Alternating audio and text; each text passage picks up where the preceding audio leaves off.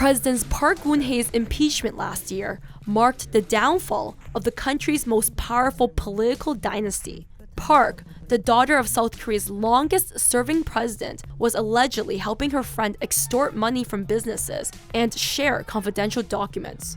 Now, South Korea is getting ready for a new era in politics. Here are the main contenders for the country's next president. The frustration that sometimes your country is held to a different standard. Ban Ki-moon, seen as the main frontrunner and the most obvious successor to Park's legacy, is no stranger to the international stage. He just wrapped up a 10-year stint as the head of the United Nations and was a former South Korean foreign minister. Using my experience as former Secretary General of the United Nations, how I can do for my community, my country, or world at large. But the 72-year-old's popularity in South Korea has fallen as some people thought his views are too close to those of Park. Ban's popularity could also suffer after his brother and nephew were recently charged in the bribery scheme. While his domestic views aren't known, he promotes closer international cooperation and is likely to push North Korea on its human rights violations. Look for him to highlight the differences between himself and Park as the race heats up.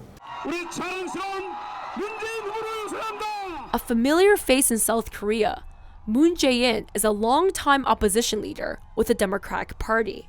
Moon's political career started when longtime friend No Moon-hyun became president in 2003, and Moon served as his chief of staff. In 2012, Moon ran for president and narrowly lost to Park. He favors pushing dialogue with North Korea and having heavier regulation hand against big businesses. He singled out the country's four biggest conglomerates, Samsung, Hyundai, SK, and LG, for special scrutiny. The dark horse of the race is Lee Jae-myung, a mayor of a city near Seoul. An outsider to politics, he calls himself the Korean Bernie Sanders. Born in a working-class family, Lee began his career as a human rights lawyer. Some of his stances take a more extreme approach. Lee favors reaching out to North Korea and calls for standing up to the US. He talked about the possibility of letting the roughly 30,000 American troops that serve in the country leave. Some of his domestic policies include diminishing the role of the families that control the country's big conglomerates, raising corporate taxes, and pushing for more corporate restructuring. Other candidates include Ahn Chol-soo, a tech millionaire and the founder of a small opposition party. And there's Park Wong-soon, the mayor of Seoul and a longtime human rights activist. He's been campaigning for the rights of comfort women, Korean sex slaves forced to work in World War II.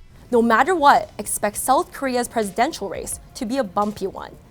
If you can take one thing from last year's elections in the US and the Philippines, it might be this: anything is possible.